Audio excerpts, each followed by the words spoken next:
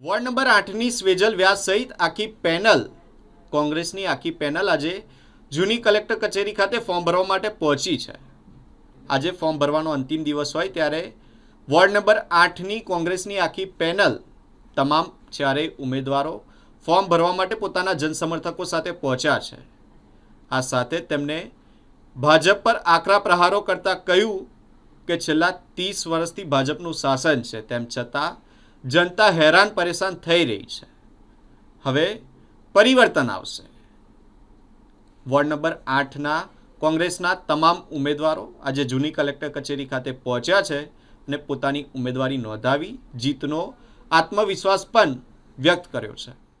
વડોદરા શહેરમાં આજે ward number 8માં Congress party દ્વારા અમને ઉમેદવાર ઘોષિત કરવામાં આવ્યા હતા। ગઈકાલે આજે વિધિ વિધાનથી જે કાનૂની પ્રક્રિયા છે પૂર્ણ કરીને અમે આજે ફોર્મ વિતરણ અહીંયા જે ફોર્મ ભરવાનું તે વિધિ પતાવી દીધી છે।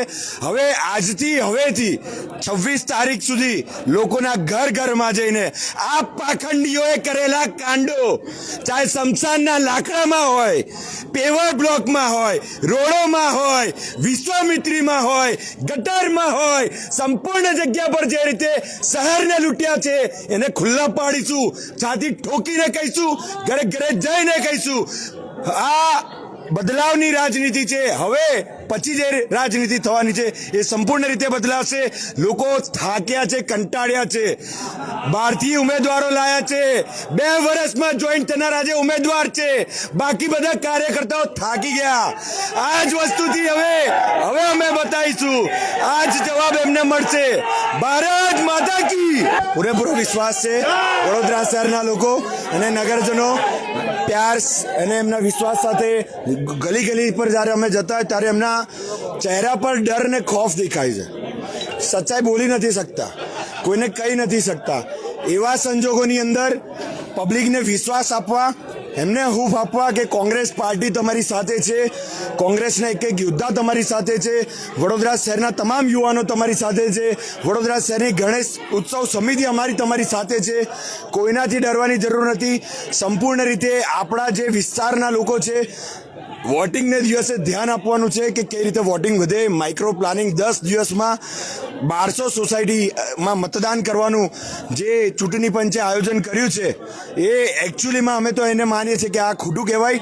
પહેલાંના જમાનામાં એક મહિનો, 2 મહિના, 1.5 મહિના મળતા હતા ઉમેદવારોને, ફક્ત 10 દિવસની અંદર, 9 દિવસની અંદર ગલી સુધી પહોંચવાનું। પણ અમે સામધામ દંડભેદ તૈયાર છે કોંગ્રેસ પાર્ટીના અને તમામ વડોદરા શહેરના તમામ યુવાનો, તમામ નગરજનો તૈયાર છે અને અમે સંપૂર્ણ રીતે આ મેદાનમાં ઉતરવાના છે અને નિશ્ચય અને જીત સાથે આ ડંકો વગાડવાના છે કે આવનાર 5 વર્ષ તમે જે કોર્પોરેશનમાં લૂંટો છો, ગરીબોના જે અન્ય જે ન્યાય એમને હક મળે એ એમના છીનવો છો, એ હવે બંધ કરવાનું છે। હવે સર્વ લોકો એકત્ર થઈને શહેરનું નિર્માણ કરીશું, સારી રીતે શહેર આગળ વધે।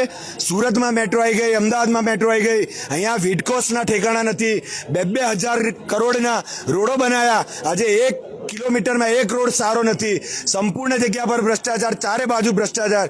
આની સામે લડવા, આની સામે જંગે ઉતરવા અને આનો જવાબ માંગવા 30 વર્ષના હિસાબનો જવાબ હવે માંગીશું।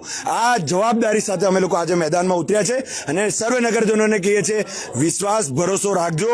શહેરના તમામ યુવાનો તમારી સાથે છે અને સર્વ લોકો આપણે ભેગા થઈને આવનાર 26 તારીખે પોતાની જવાબદારી નિભાવીશું અને આ જે સત્તાનું ઘમંડ જેને ચડી ગયું છે, સત્તાનો નશો જેને ચડી ગયો છે, એ બધો નશો એમનો ઉતારીશું।